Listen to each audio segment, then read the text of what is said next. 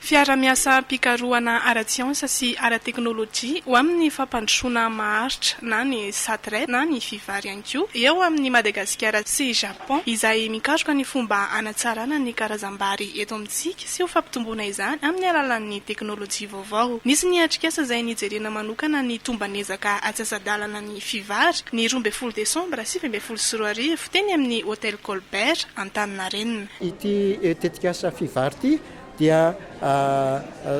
tetikasa lehibe izay hoentina manatsara ny vokabary amin'ny tany mahantra. Zay aloha zany le tiako ambara amin'ny tany mahantra io dia tany izay rehefa atao ny fitsirena na ny analiziny dia ambany dia ambany ny fosforo ao anatiny ary koa mety misy fanapoizinana amina singa hafa ao anatiny ao. Kely ihany koa ny azote ao anatiny. Dia ny fomba natao na le ataontsika hoe ny approche ny fomba fiasa dia voalohany aloha nitady nanatsara ny karazam-bary hoe inona no karazam-bary mifanentana na mitsetaka amin'ny karazan-tany mahantra ohatran'izay. Dia miainga amin'le hoe fahafantarana sy ny fananana ataontsika hoe tarazom-bary izay manana toetra tsara izay azontsika afindra any amin'le karazam-bary efa famboly eto Madagasikara. Fantatsika fa ny X 265 amin'izao fotoana izao no tena anisan'ny hoe malaza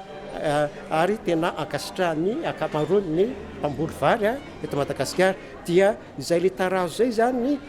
hoe tarazo matanty tsy fampina fosforo amin'ny tany, mety matanty ihany koa ny fanapozinana noho ny fisian'ny vy be loatra ao anatin'ny tany, dia matanty ihany koa ny tsy fampin'ny azote izay no nampidirina ao anatin'ilay X 265 izay tsy manana izay toetra izay, fa ny X 265 kosa dia manana toetra hoe mety ambony ny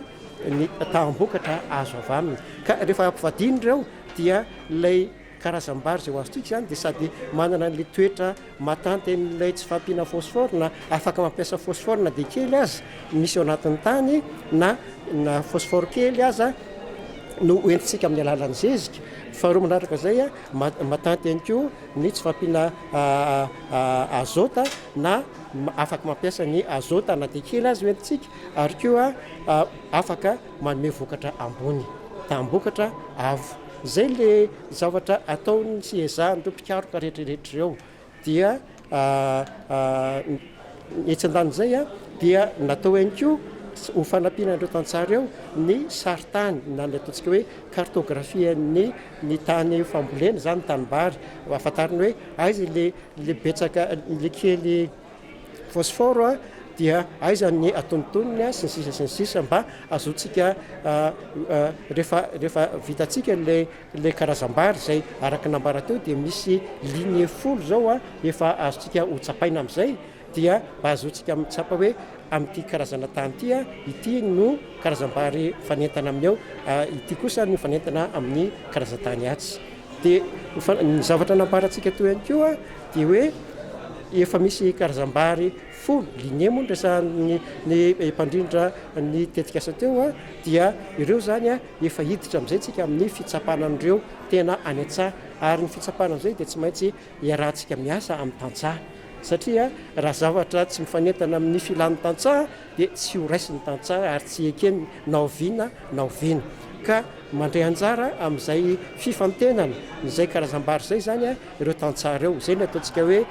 sélection variétale participative, mandray anjara izy dia izy mahita hoe tiany tenay dia iafara izay zavatra izay aoriana kely tsy ho ela intsony amin'ny hoe reto zany le karazam-bary ho ampidiritsika ho atao amin'le hoe homologation. Ary rehefa homologué ny variété na ny karazam-bary dia amin'izay fotoana izay dia ampitombotsika izy zany hoe manao le ataontsika multiplication de semence dia manao ny atao hoe diffusion na ny fanapariahana. Zay mbola iarahana miasa ihany koa amin'ny tantsaha satria tsika manana le atao hoe GPS na ny groupe des paysans semenciers, manana koa tsika ny CMS na centre multiplicateur de semence dia ireny no ampitombo ireny dory na ampitombo ireny masomboly na ampitombo ireny tahireny mba ho zaraina sy ho ampiasain'ny tantsaha mpamokatra ary azotsika manatratra le fahavitantena ara-tsakafo sy ny fanjairana-tsakafo. mitana anjarandraikitra lehibe moa ao anatin'izany ny ministera ny fambolena sy ny fiompiana aronjo amin'ny maha ministera pia ny fampiroboroboana ny tontolo eny ambanivohitra. Androany zany sika dia manatrika ny tombanezaka atenatena ny tetikasa SATREPS fivary. Io tetikasa io dia vokatry ny fiarah-miasa teo amin'ny gouvernementa malagasy ny gouvernementa japonais ka ny ministera ny fambolena fiompiana aronjono no anisan'ny namolavola izany tetikasa izany. Ankehitriny dia efa eo mpanataterahana ny tetikasa ka université japonais maromaro miaraka amin'ny FOFIFA, miaraka amin'ny laboratoire radioisotope ary ny ONN no manatateraka izany.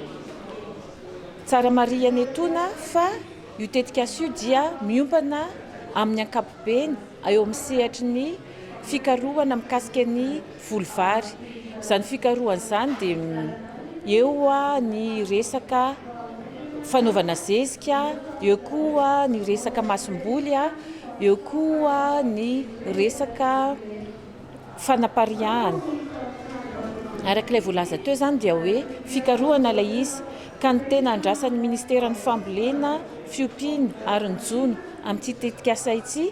dia izay voka-pikarohana izay mba hoe ho afaka ampiasaina eny amin'ny tontolo ambanivohitra satria ao anatiny dia hanatsara ny fomba fanaovana ny zezika ary zareo hanatsara koa ilay atao hoe karazam-bary ho ambolena dia izany rehetra izany no mitambatra izany dia hanampy antsika ahatratra ny tanjona efa napetraka ao anatin'ny IEM izay hoe ny fahavitatena ara-tsakafo ny Madagasikara.